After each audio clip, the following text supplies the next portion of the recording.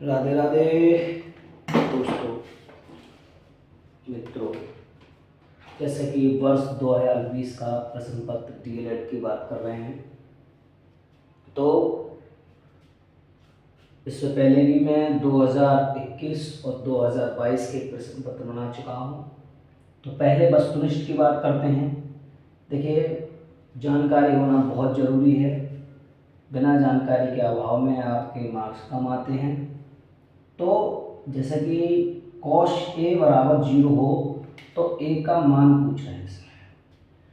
तो इस कंडीशन में 0, हम 0 डिग्री देखते हैं कॉस के सारणी में किसका मान होता है। तो cos A is equal to 0, लेकिन 0 है कॉस 90 का मान, और कॉस से कॉस ए कैंसिल हो जाते हैं, तो ए बराबर 90 डिग्री, ए का मान 90। ऑप्शन लगा देंगे। आंकड़े ये बहुलक है। बहुलक में जो अंक सबसे ज़्यादा बार आता है या दोहराता है वो अंक अपने आप को वही बहुलक कहलाता है। अब देखिए, हमने देखा 7, 1 2 3 4, 4 बार आया है, और 9 देख रहे हैं, 9 1 2 बार आया है। 5 भी 1 2 3 बार आया है, लेकिन 7 4 बार आया है, इसीलिए बहुलक 7 होगा। देखिए, ये वर्गमूल में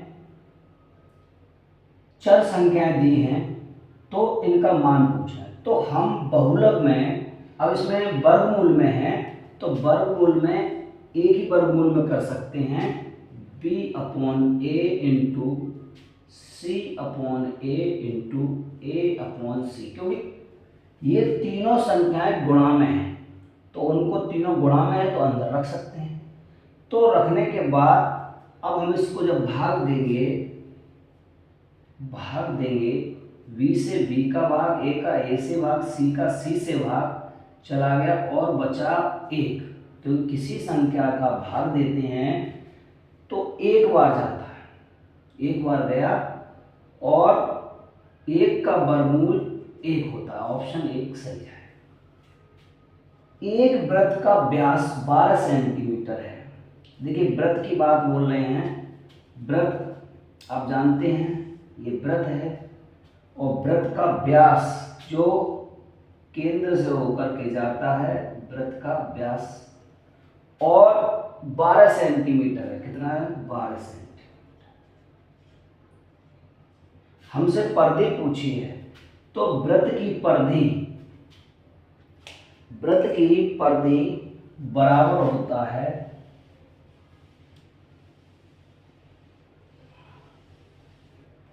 वृत्त की परिधि पूछी है हमसे,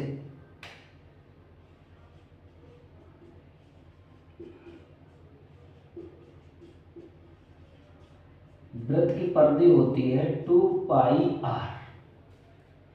अब हमें पहले r चाहिए, तो r बराबर होता है व्यास बटे 2, और व्यास इन्होंने दे रखा है 12, तो 12 बटे 2 बराबर 6 सेंटीमीटर।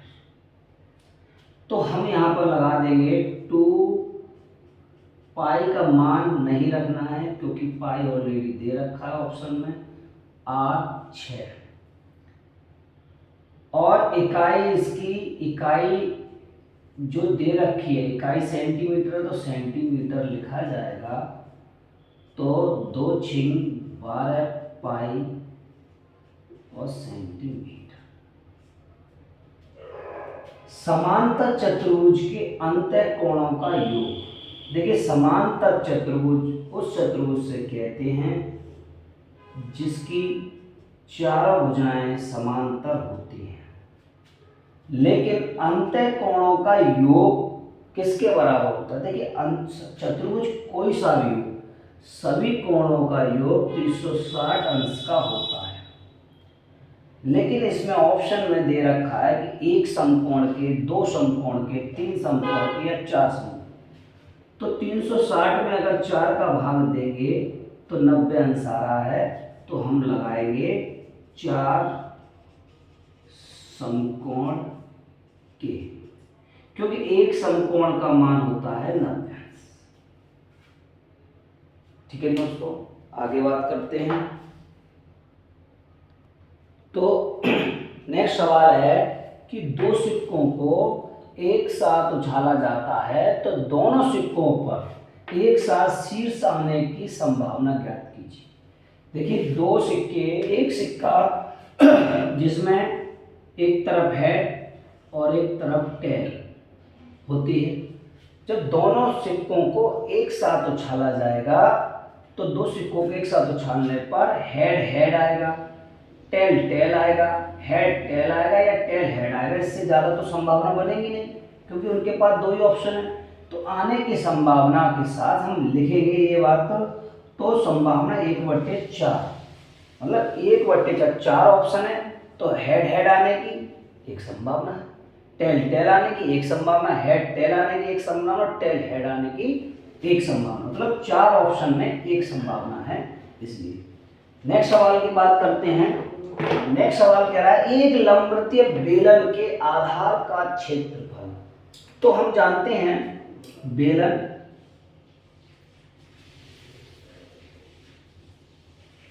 ये बेलन है, तो लंबवृत्तीय बेलन के आधार, इसका क्षेत्रफल दे रखा, आधार का क्षेत्रफल 100 सेंटीमीटर स्क्वायर ये दे रखा है।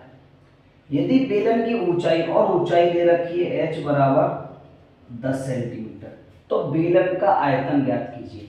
हम जानते हैं, क्या जानते हैं, और थोड़ा सा लिख लेंगे तो भी कोई दिक्कत नहीं कि दिया है, क्या दिया है, बेलन के आधार का क्षेत्रफल दे रखा है 100 सेंटीमीटर। यहां देखते हैं ऊपर,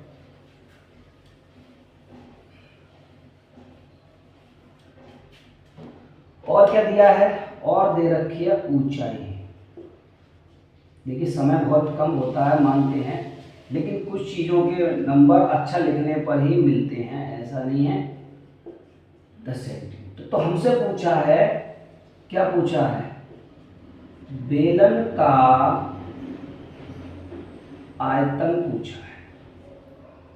वैसे तो बेलन का आयतन πr² होता है, लेकिन अब यहां पर जब आधार दिया है तो लिख लेंगे, ये वाला सूत्र होता है आधार का क्षेत्रफल इंटू ऊंचाई, और कुछ भी घन इकाई, कोई भी इकाई होगी आपकी घन इकाई। तो आधार का क्षेत्रफल, आधार दे रखा है 100 सेंटीमीटर स्क्वायर इंटू ऊंचाई दे रखी है 10 सेंटीमीटर। 100 और 10 का गुणा होगा 1000 घन सेंटीमीटर। ये इसका आधार में क्या होता है, नीचे वृत्त है, और वृत्त का हम जानते हैं क्या होता है πr²। तो ऑलरेडी वो तो दे रखा है, निकालना क्या है, सीधे सीधे रखना है उसको। नेक्स्ट सवाल की हम बात करते हैं। नेक्स्ट सवाल है हमारा कि एक समीकरण दे रखा है कि x² + 7x + 10 = 0। तो समीकरण को हम कृत राशि से हल करते हैं। समीकरण तो पहले ही बता चुके हैं, फिर भी देखते हैं। x² + 7x + 10 = 0। देखिए, इस प्लस का मतलब ये है कि जोड़ करके 7 और गुणा करके 10 आना चाहिए। तो हम जानते हैं 5 दूनी 10, गुणनखंड कर लेते हैं 10 के 5, 5 दूनी 10। तो गुणनखंड को, जो हमने गुणनखंड किए उनको उचित ऐसे करके कोष्टक में लिख लो, और लिखने के बाद फिर उनको खोल दो।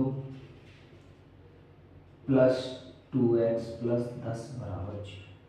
इसमें से जो कॉमन है वो ले लो, x + 5, x कॉमन है दोनों के पास, इसमें से 2 कॉमन है, x + 5। जब ये दोनों आपके समझो एक जैसे सही हैं तो आपका सवाल सही है। जो एक जैसे हैं वो एक कोष्टक में, और जो बचे वो एक कोष्टक। तो ये क्या हो गया, इनको हमने समीकरण को हल कर लिया। और भी हल करना चाहें, x की वैल्यू निकाल सकते हैं, x प्लस 5 बराबर 0 रखने पर और x प्लस 2 बराबर 0 रखने पर। तो उससे क्या आ गई, x की वैल्यू आ जाएगी x बराबर माइनस के 5, x बराबर माइनस के 2, x की वैल्यू आ जाती है। नेक्स्ट सवाल की बात करते हैं।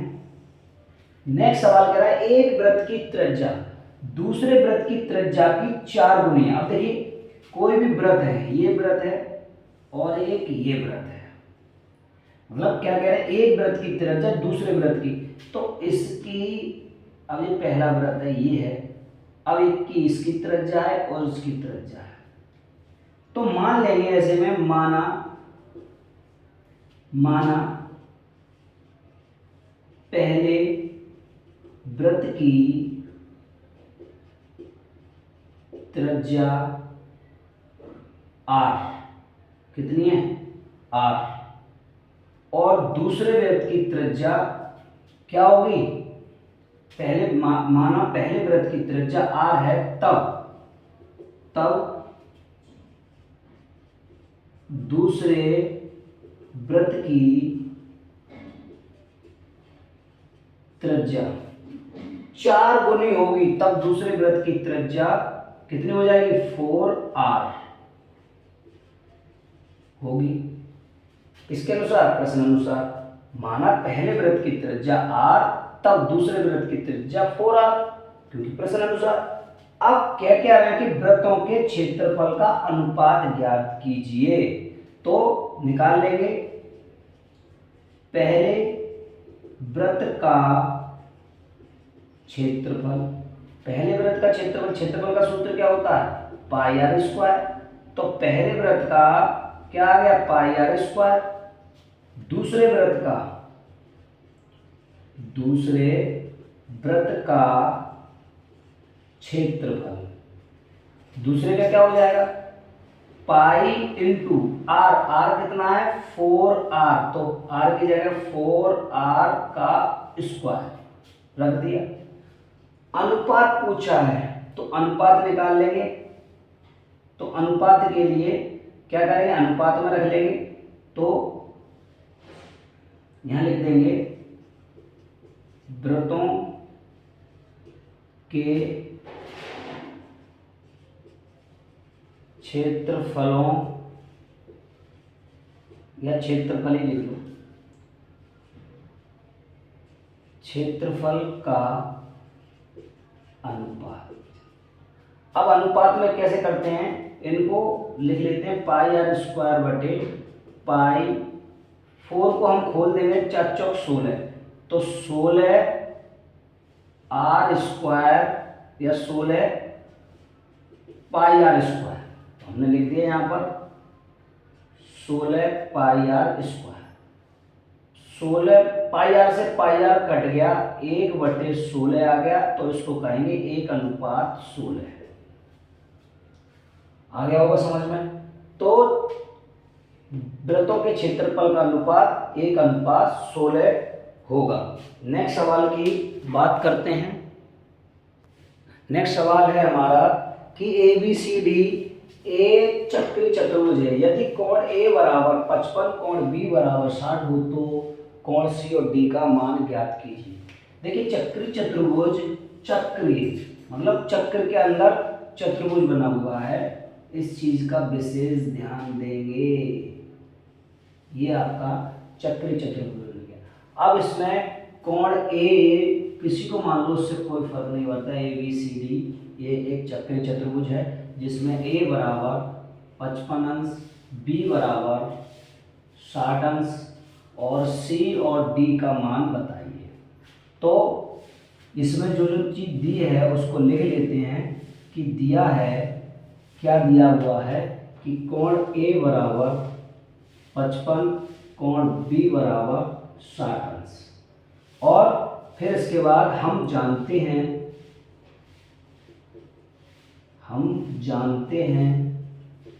कि चक्रीय चतुर्भुज के के सम्मुख कोणों का योग 180 अंश होता है इसीलिए, ये इसीलिए का निशान होता है, इसीलिए सम्मुख कोण, तो कोण A प्लस कोण C बराबर 180 अंश। जब इसी चीज को आगे बढ़ाते हैं तो तीर का निशान लगाते हैं, कोण A बराबर 55 अंश प्लस कोण C पूछा है, कोण C छोड़ दो और 180। जो संख्या इधर होती है जो उधर उठा के ले जाते हैं तो प्लस की माइनस हो जाती है। कोण C बराबर 180 माइनस 55। जब 55 को निकालेंगे तो कोण C बराबर कितना बचा, 125 अंश। कोण C का मान आ गया। इसी प्रकार से जो हमसे अगला पूछा है उसको भी निकाल लेंगे। सॉरी, अगला पूछा है उसको भी निकाल लेंगे। क्या है, कोण B प्लस कोण D बराबर 180 और कोण B 60 अंश, कोण D पूछा है 180। सॉरी, तो कोण D बराबर 180 माइनस 60 घटा देंगे तो कोण D बराबर 120 अंश। तो दो कोण पूछे हैं, इस प्रकार से लिखेंगे। नेक्स्ट सवाल की बात करते हैं। नेक्स्ट सवाल हमारा त्रिकोणमिति का है। क्या कह रहे हैं कि sin 30 cos 60 और tan 45। मैंने इसका आपको 2 वीडियो बनवा दी है इनके मान निकालने का, आप याद भी कर लें तो अच्छा है, और नहीं भूल जाएं तो आप तुरंत बना सकते हैं। जैसे कि sin 30 का मान 1/2 होता है और cos 60 का भी 1/2 होता है और tan 45 का 1। तो इसको हम अगर जोड़ना है तो 1 मान करके इनका हमने लासा ले लिया, 2 होता है। अब 1 प्लस 1 प्लस 2 बराबर 4/2 भाग दे देंगे तो भाग दिया 2, 2 दूनी 4 तो 2 हमारा आंसर। हम ऐसा भी कर सकते हैं कि 2 का भाग दिया तो 0.5 प्लस 0.5 प्लस 1, इन सबको जोड़ेंगे तो भी कितना आएगा, 2। ऐसे भी कर सकते हैं जिस तरह से आपको उचित लगे। अब हम बात करते हैं नेक्स्ट सवाल की। देखिए नेक्स्ट सवाल हमारा लघु उत्तरीय प्रश्न से है, जिसमें कहा जा रहा है कि समीकरणों को हल कीजिए। देखिए हल किया है, ये नहीं कहा है किस विधि से कीजिए। तो इसी सवाल से हम दोनों विधि समझते हैं। एक होती है विलोपन विधि, एक होती है प्रतिस्थापन विधि। तो पहले हम बात करते हैं विलोपन विधि की। तो इनको मान लेते हैं समीकरण 1 और ये समीकरण 2। तो पहले हम कर रहे हैं काम किससे, विलोपन विधि से। विलोपन विधि से, विलोपन मतलब बदलना, बदला जाएगा। तो किसी से भी विलोपन विधि से कर रहे हैं तो समीकरण 1 से, चाहे समीकरण 1 को उठा लो चाहे समीकरण 2 को उठा लो।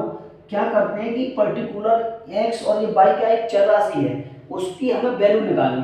तो 2x equal to 13 plus 3y। अब आप कहेंगे ये कैसे आ गया, यो जो चीज इधर से उठकर इधर जाती है तो जो माइनस की होती है वो प्लस की हो जाती है, इधर उठा लाए, और जो संख्या गुणांक में होती है वो भाग में आ जाती है। तो ये आ गया 2। अब इसको मान लेते हैं समीकरण 3। थोड़ी मिस्टेक हो गई, अब मैं ये प्रतिस्थापन से कर रहा हूं, विलोपन अभी बताता हूं। ये हो गया प्रतिस्थापन। प्रतिस्थापन मतलब चीजों को स्थापित कर रहे हैं एक जगह से दूसरी जगह में। तो x की वैल्यू आ गई, x की वैल्यू अब जो समीकरण 3 बना ले, इसकी वैल्यू को समीकरण 2 में रख दो। तो कह सकते हैं x का मान समीकरण 2 में रखने पर क्या होगा देखते हैं।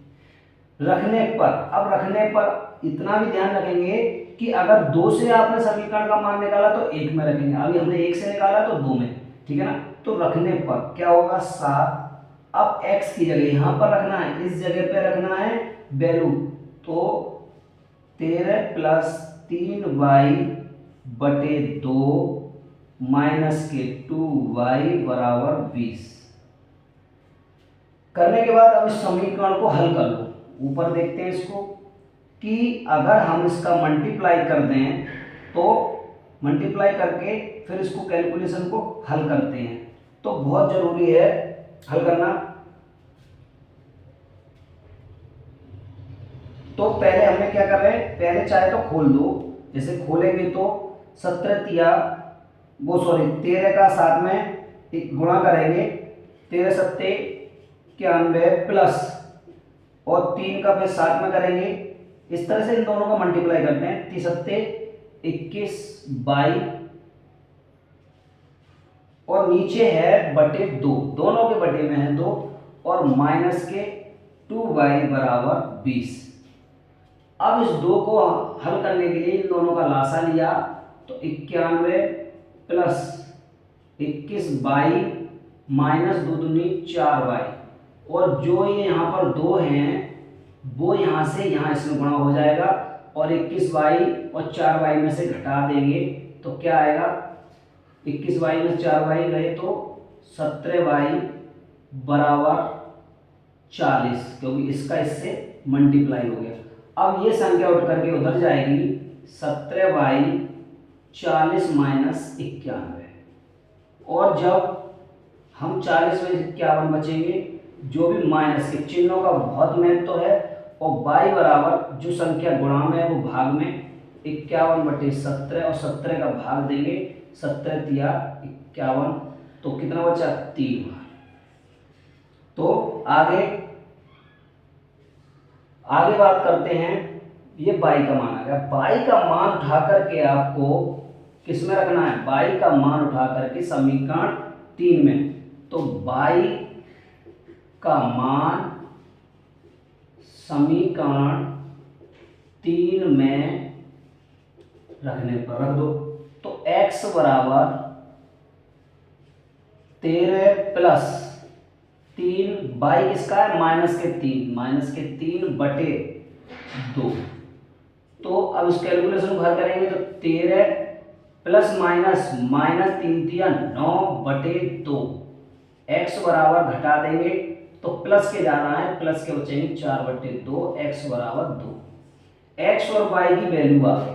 अगर हम इसको वैल्यू को इन समीकरणों में हल करें, उत्तर की जांच भी कर सकते हैं, तो ये होगी प्रतिस्थापन विधि। आगे अब विलोपन विधि को सभी समझ लो।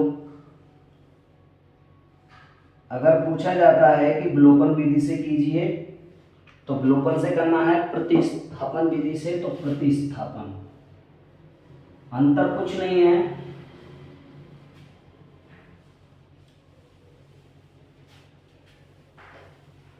अब देखिए विलोपन विधि,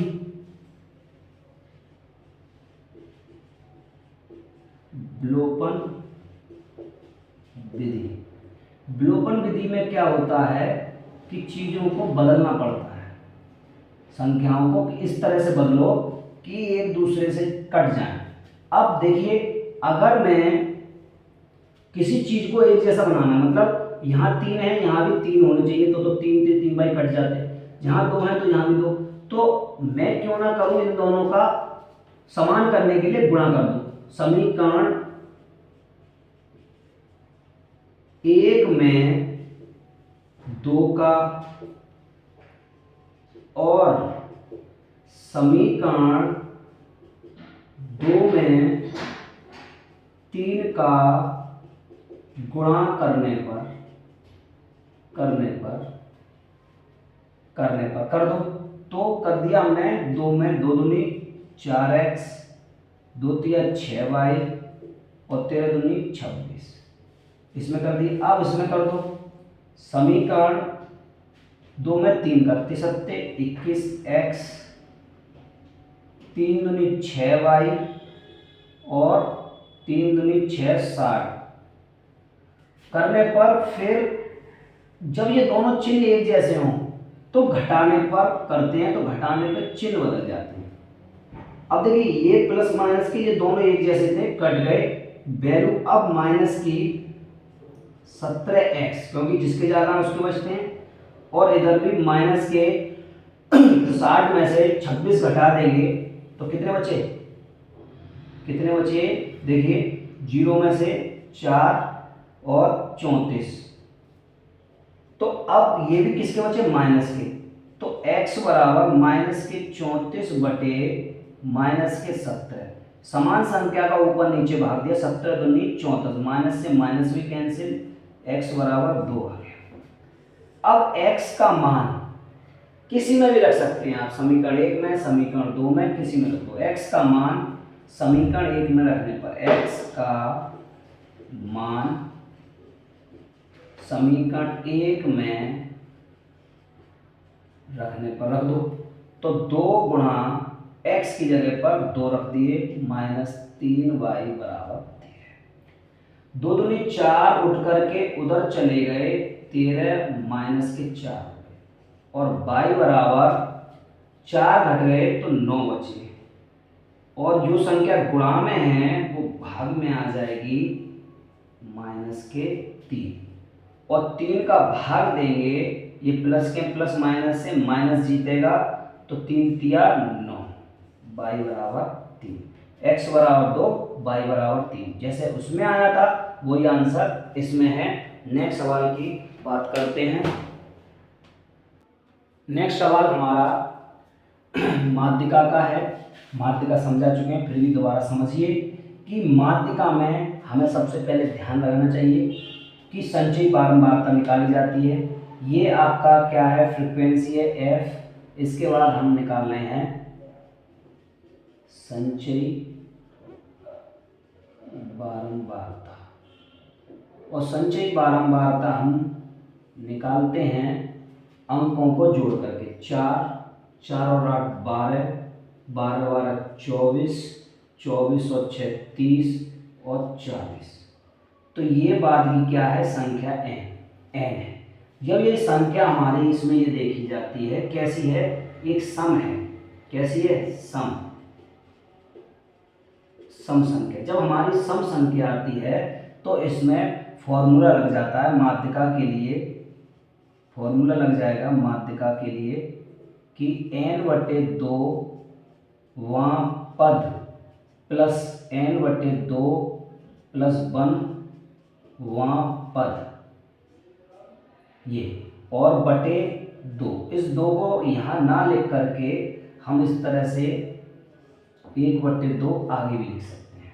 तो इसके बाद इसमें जब मान रखेंगे 1/2, n क्या है 40, और 40/2 वां पद प्लस 40/2 प्लस 1 वां पद, जब निकालेंगे इनका तो 40/2 20वां पद और 21वां पद, 1/2 तो क्या लिखेंगे 20वां पद प्लस 21वां पद, तो 1/2 20वां पद। अब हम देखते हैं संचयी बारंबारता में कहाँ आता है, तो 20वां पद इसके अंदर आएगा, 21वां भी पद इसके अंदर आएगा, उसी के सामने के आयु अवस्था में देखते हैं कि 14, तो दोनों में ही 14 प्लस 14 और 1/2 28, और भाग देंगे तो 14, माध्यिका क्या आ जाएगी 14। समझ में आया होगा आप लोगों को। नेक्स्ट सवाल की बात करते हैं। नेक्स्ट सवाल है हमारा प्रसिद्ध त्रिकोणमिति का। देखिए क्या कह रहे हैं, 4 cot स्क्वायर 45 sec 60 और sin 30 का मान। देखिए ये सवाल बहुत सिंपल हो जाते हैं अगर हमें मान पता होना चाहिए, याद होना चाहिए, याद नहीं है तो एक बार बना लें। cot 45 वर्ग दे रखा है तो हम cot 45 के मान का भी वर्ग कर देंगे, cot का मान होता है 1 और 1 का भी वर्ग, माइनस sec 60 का मान होता है 2 और 2 का भी हम वर्ग कर देंगे, और sin 30 का मान होता है 1/2 का वर्ग। जब हम इसको हल करेंगे तो 4 और 1, 4 1 कम 4, माइनस 2 दूनी 4 और प्लस 1/4, 4 से 4 को कैंसिल कर सकते हैं, मान आ गया 1/4। आगे बात करते हैं नेक्स्ट सवाल की। जैसे एक घनाभ की माप 98 सेंटीमीटर है, 42 सेंटीमीटर और 18 सेंटीमीटर। तो देखिए इसको चित्र को बनाते हैं तब आपके ज़्यादा अच्छे समझ में आएगा। चित्र को बनाते हैं, 1 मिनट।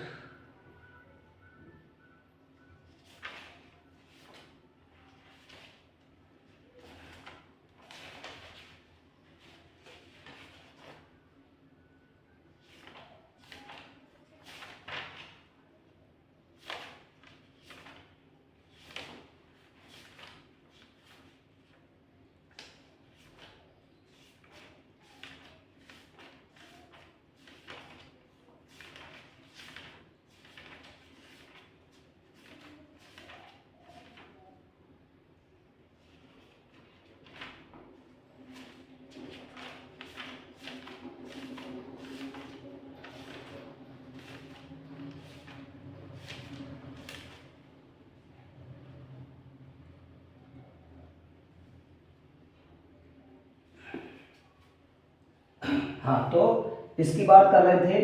तो एक घनाभ की माप 98 सेंटीमीटर। घनाभ आप जानते हैं कि घनाभ आयत से बनता है और घनाभ की माप इसके आयतन के बराबर, आयतन वाले घन की भुजा। तो आयतन किसी का भी हो एक दूसरे के समान होता है, जब बराबर बोलना है तो समान होगा। अब देखिए इसमें तीनों इकाइयां अलग अलग देखी रखी होती हैं, एल, वी और एच, लेकिन इसकी तीनों इकाइयां एक ही होती हैं। अगर भुजा की बात करें तो ए, तीनों अलग एक ही जैसी। तो ये कह रहे हैं एक दूसरे के बराबर है। तो घनाभ का, घन की भुजा पूछ रहे हैं, तो घनाभ का आयतन, तो हल करेंगे, क्या दिया है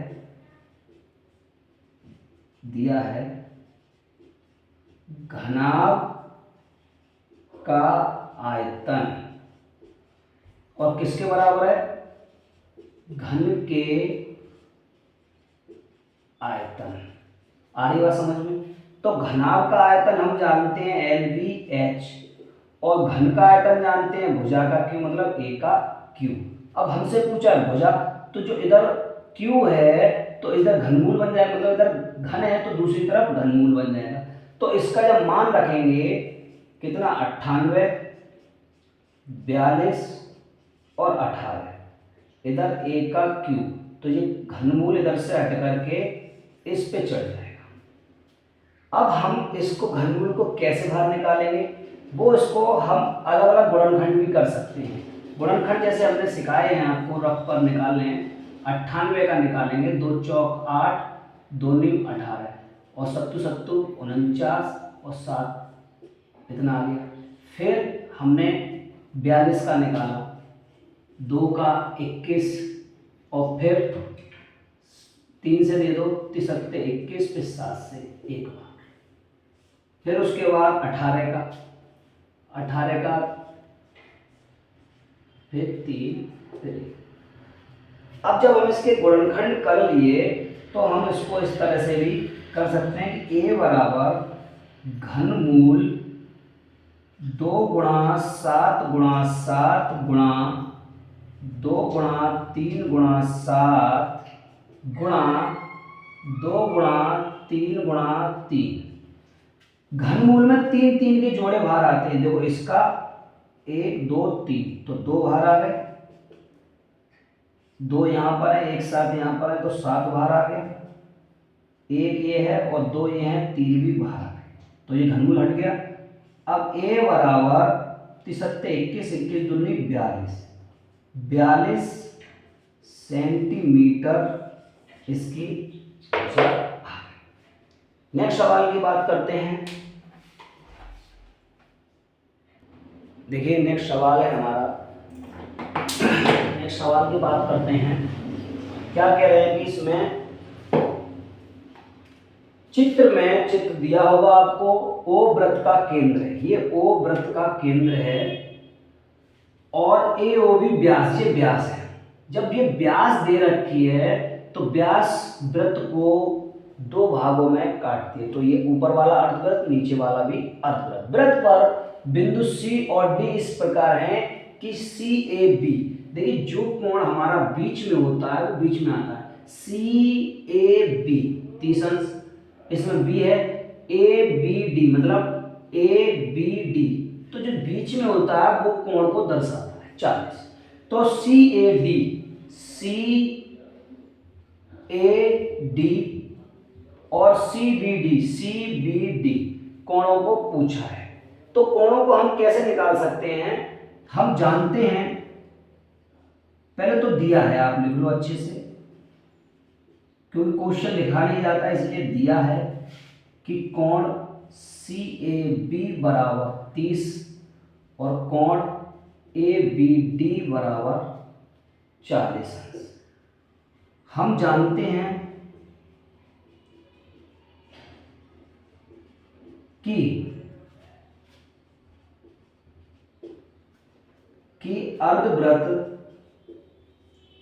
अर्धवृत्त में बना कोण 90 अंश होता है। इसलिए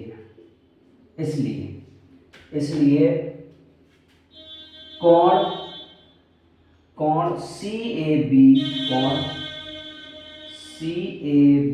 प्लस, मच्छर कहाँ से आ गए, कोण सी ए बी प्लस कोण ए सी बी प्लस कोण सी बी ए बराबर 180 अंश। चूंकि त्रिभुज के अंतः कोणों का योग 180 अंश होता है, ये तो पीछे नहीं छोड़ रहा है,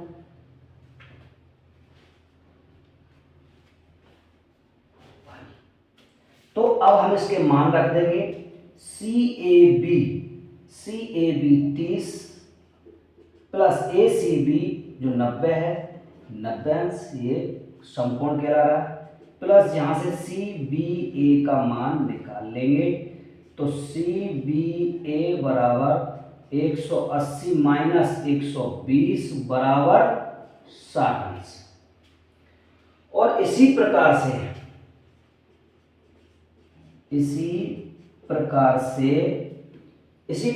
ये नीचे वाला भी हम यहाँ पे इसीलिए है को इधर पहुंचा होता है, और यहाँ पे त्रिभुज ले लो, त्रिभुज ले सकते हैं ए सी बी से, त्रिभुज ए सी बी से ये निकाला। इसी प्रकार लिख करके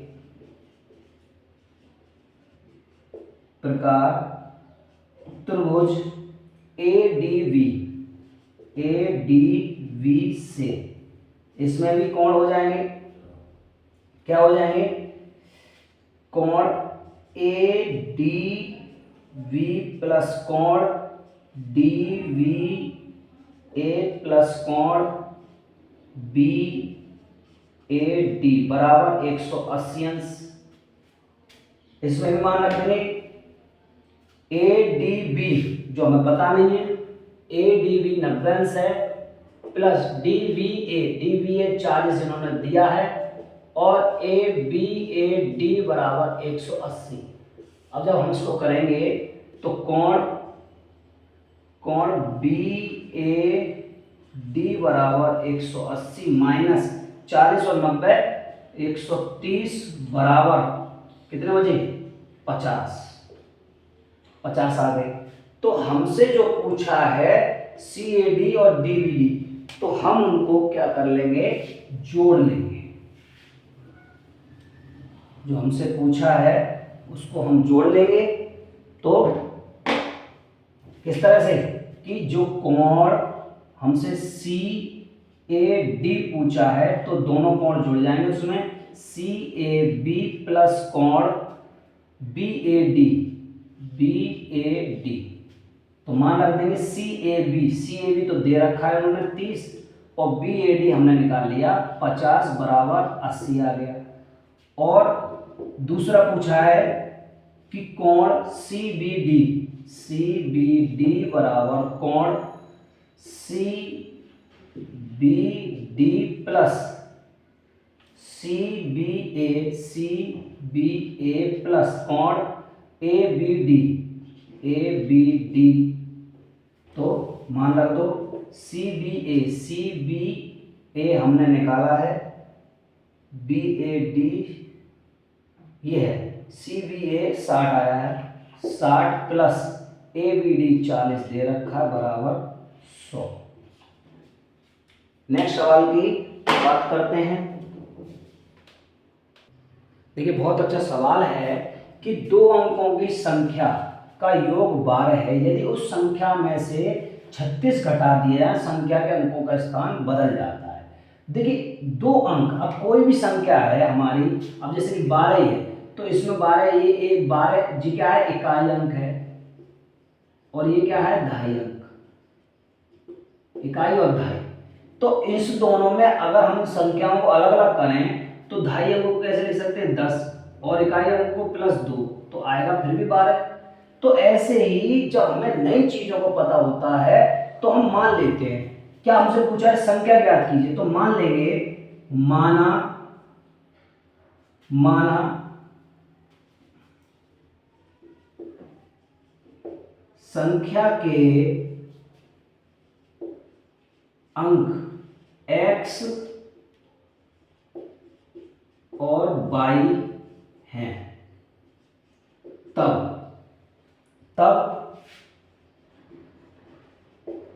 संख्या क्या हो जाएगी।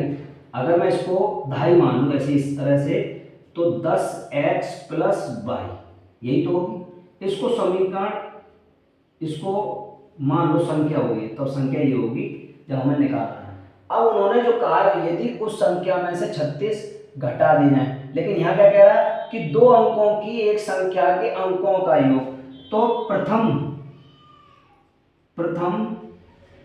शर्त अनुसार, प्रथम शर्त क्या है उसकी, प्रथम शर्त के अनुसार ये है कि अंकों का योग x प्लस वाई बराबर 12। इसको मान लो समीकरण 1।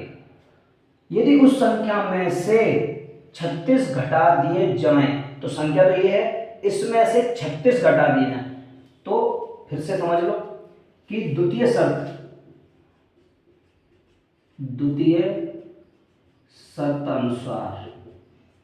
अनुसार क्या कह रहा है कि संख्या में से, संख्या तो ये बन गई, अब 10x प्लस y में से 36 घटाने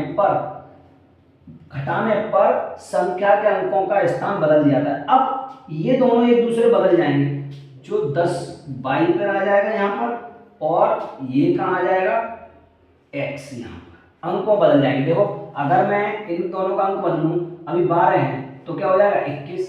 तो इसी तरह से 2 पे 20 हो जाएंगे और ये अलग, जैसे इसको तोड़ूंगा तो 20 प्लस 1 ऐसे करके।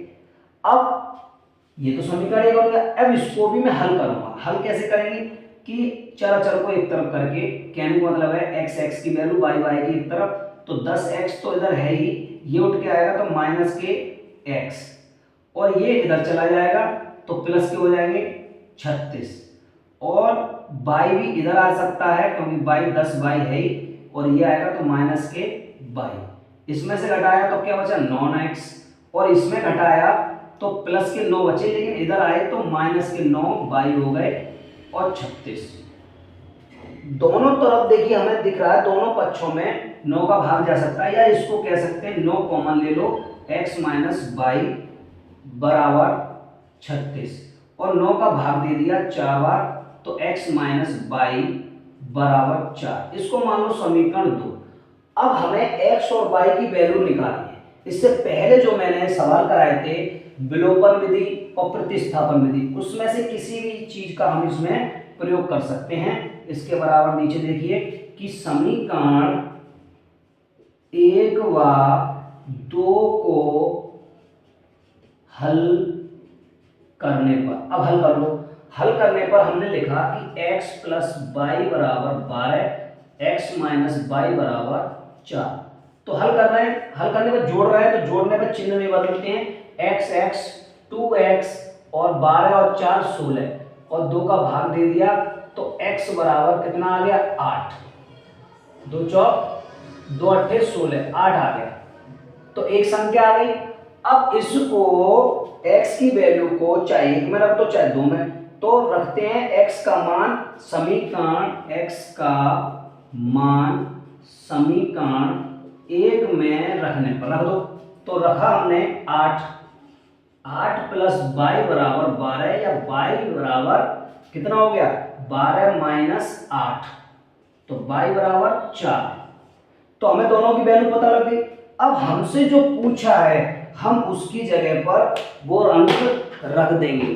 तो क्या पूछा है हमसे कि संख्या ज्ञात कीजिए, तो संख्या यही तो मानी थी, तो उसके नीचे अतः करके लिख देंगे अतः संख्या। अब बाई की जगह 4 आ गया, प्लस प्लस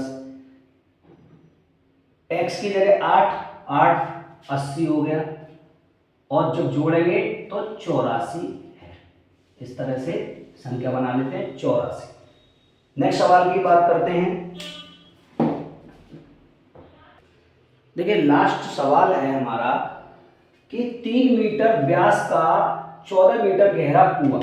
देखिए कुआं आप सबने देखा ही है, 3 मीटर व्यास का, व्यास इसका ये 3 मीटर है। कितना है 3 मीटर व्यास है इसका, और 14 मीटर गहरा, मतलब इसकी h बराबर 14 मीटर ये गहरा कुआं है। 30 रुपये प्रति घन मीटर की दर से खोदने में कितना रुपए खर्च होगा इनका। तो सबसे पहले ऐसे सवालों में जो चीज दे रखी है उसे लिख लेते हैं कि दिया है, क्या दिया हुआ है कि व्यास